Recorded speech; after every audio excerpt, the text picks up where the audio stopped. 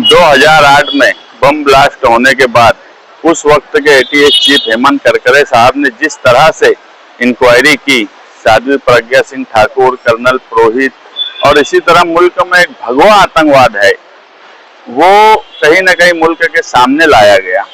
और गाड़ी साध्वी प्रज्ञा सिंह ठाकुर की, कर्नल पुरोहित और साध्वी प्रज्ञा सिंह ठाकुर की कॉल रिकॉर्डिंग और ऐसे कई एविडेंस थे जो बहुत मजबूत थे। और एटीएस की जो चार्जशीट थी वो भी हमने देखी, उसमें कहीं ना कहीं सारे एविडेंस थे। उसके बाद भी आज जो फैसला आया वो कहीं ना कहीं जो एजेंसियां हैं और एजेंसियों में बैठे हुए जो ऑफिसरान हैं उनके ऊपर सवालिया निशान है कि इस मुल्क में इतने संगीन मामले में और इतने एविडेंस होने के बाद भी अगर इंसाफ नहीं मिलता तो मुल्क की सारी एजेंसियों पे एक सवालिया निशान लगता है कि क्या इस मुल्क में बम ब्लास्ट जैसे आरोपी किस तरह से छूट जाएंगे। ये मालेगांव शहर के साथ साथ पूरे मुल्क के साथ इंसाफ नहीं हुआ है और हम सरकार से यही चाहेंगे कि वो फौरन। तो आप मुझसे क्या चाहते हैं कि मालेगांव के लोगों को जो सेंटिमेंट्स हैं जो उन पर बीती, तो उसके सेंटिमेंट पे बात करें या जो इवेंट हुआ है उसके ऊपर बात करें? आप सवाल कीजिए, मैं बोलता हूँ। बस यही कि इनके जख्मों पे मरहम लगाने वाला जो डॉक्टर था वो मार दिया गया, हेमंत करकरे। वो अगर होता तो हमको उम्मीद थी कि इस मामले में सही फैसले होते।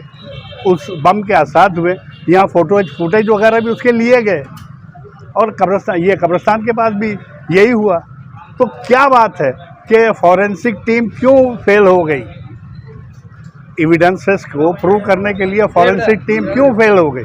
यहाँ तो हमने देखा था कि एटीएस की टीम आई थी, काफ़ी मेहनत की उसने और काफ़ी रघुवंश साहब ने भी काफ़ी मेहनत की इस केस के ऊपर, मगर हासिल कुछ नहीं हुआ।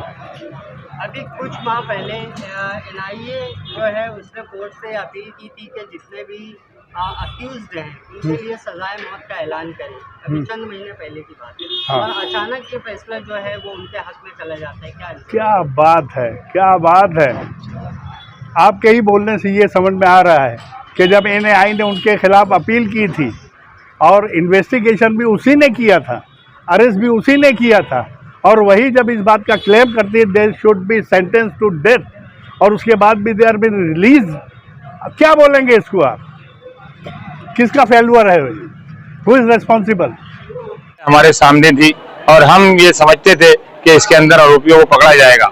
चुनांचे हेमंत करकरे जी जो एटीएस के चीफ थे, उन्होंने बड़ी कोशिश की और कोशिश करने के बाद शवाहिद और दलाइल को उन्होंने हासिल किया और हासिल करने के बाद इन मुजरिमों को गिरफ्तार किया, जिससे हमें ऐसा लगता था कि ये मुजरिम सच्चे मुजरिम है, हकीकी मुजरिम है और इनको जो है सजा होगी।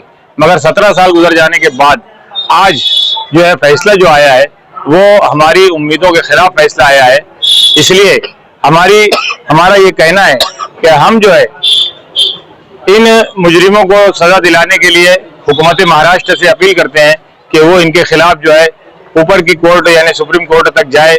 और एक अहम बात यह है आज के फैसले में कि कोर्ट ने सिर्फ इन मुजरिमों को रिहा किया है, बरी किया है, बाइज्जत बरी नहीं किया है। कोर्ट ने एक्सेप्ट किया है कि मालेगांव बिक्कू चौक के अंदर जो है 2008 में ब्लास्ट हुआ, उसमें 6 लोग शहीद हुए और 101 लोग जो है उसके अंदर जख्मी हुए।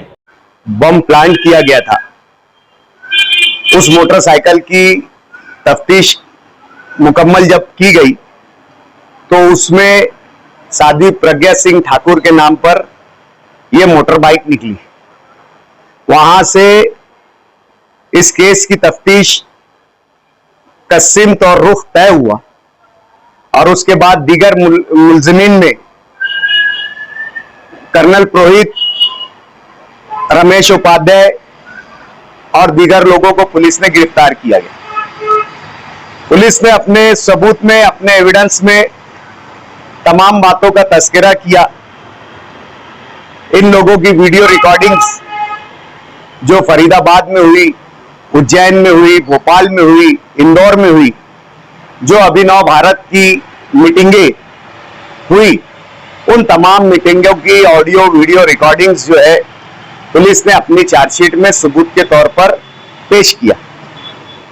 तफ्तीश के दौरान एजेंसी ने जो आरडीएक्स का इस्तेमाल हुआ, उसके भी सबूत पेश किए कि मिलिट्री ग्रेड का आरडीएक्स है और किस तरीके से ट्रांसपोर्ट करके इसे महाराष्ट्र लाया गया और कहां पर किन लोगों ने किसकी निगरानी में बम बनाया और किस तरीके से इसको प्लान किया। जिस तरीके से इसे मरहूम और शहीद हेमंत करकरे ने जिसकी इस तफ्तीश की थी और जिस दिशा में की थी, वहां से पूरे देश ने भगवा आतंकवाद का चेहरा देखा और किस तरीके से इस देश में मुसलमानों को बदनाम करने के लिए और मुसलमानों को तकलीफ देने के लिए एक नए आतंकवाद का सहारा लिया गया, ये देश ने देखा। हमें पूरा यकीन था जिस तरीके से जब तक शहीद करकरे ने इसकी तफ्तीश की थी और एविडेंसेस कलेक्ट किए थे और इसे पेश किया था, उस बुनियाद पर यकीन था कि आने वाले वक्तों में जो है इसके मुल्जिमीन अपने कैफरे किरदार तक पहुंचेंगे। इत्मीनान था सर, लेकिन आज अचानक जो हुकूमत अपने गवर्नमेंट से, अपने कोर्ट से जो फैसला आया, हम उसकी मजम्मत करते हैं और सरकार से ये रिक्वेस्ट करते हैं, विनती करते हैं कि गवर्नमेंट हमारा साथ दे ताकि हम हमारे हक के लिए लड़े, तो उसमें हुकूमत हमारा साथ दे।